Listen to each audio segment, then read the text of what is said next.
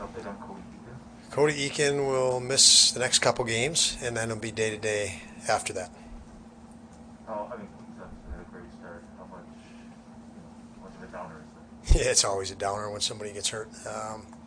He lost an edge in practice. You guys saw that yesterday.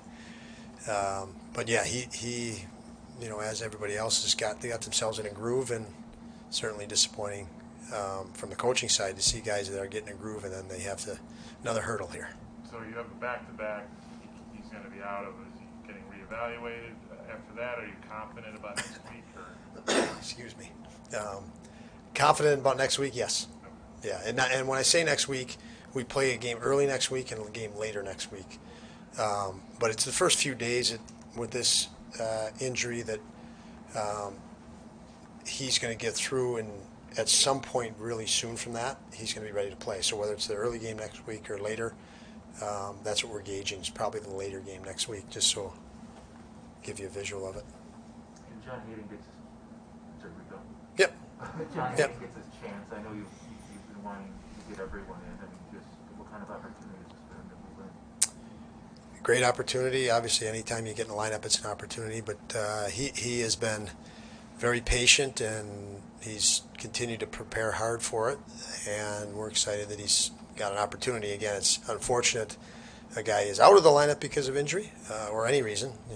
But it's an opportunity for the next guy, and John's ready for it, and we look forward to it. He's a different type of player than a lot of the other players we have in the lineup. He's a little bigger, grittier, stronger, different presence, and so we look forward to having that in our lineup as well. Any progression on Matthias Samuelsson?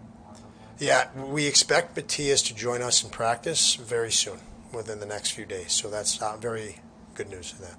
He's been skating on his own with our rehab coaches and has progressed to that point. Buffalo Boston's obviously always interesting, but now we have the added dynamic of Allmark in the other net. I mean, how does that impact the game and just make it more interesting? And how is that with a goalie? He knows you guys, you know him. Who are you talking about? Allmark. Yeah, we got to play our game. So it's you can look at all those factors. We're not going to look at any of those factors. We get to the front of the net, the same things you need to do to score goals, and we don't want to make this game about anything extra. Just what we need to do. We need to play our game and get to our game and do things that score goals. And yeah, he happened to have played with us, but like we've talked about, we can't have distractions, and that can only be a distraction. We have enough motivation, so we'll try to stay focused on that. How difficult a task is their number one line? I mean, all your lines are going to play those three guys, but that's a pretty unique challenge when you play an opponent having a line that good. Yeah, you are 100% right in singling out that line. That line is, those three players are incredible getting pucks back, and when they have the puck, it's amazing what they execute. And then you throw, McAvoy, they play him with that line for that reason, because he can process and think at the level of those other three. So you have those four together. It is a group effort, tall task, and they definitely command respect throughout the whole league. You plan to split the goalies this weekend, or is that decided yet? Back to back, I would assume so. I haven't even really given a thought. So, but that's. You're making me think about it. Absolutely, it will be the reflex thought on it. So, but as everything else, we'll take it one game at a time and make any adjustment to a plan that after that first game. So Darlene came out yesterday with the shield, didn't have it today. He didn't need it, or he didn't like it, or what was? That's a question I don't have an answer to yet.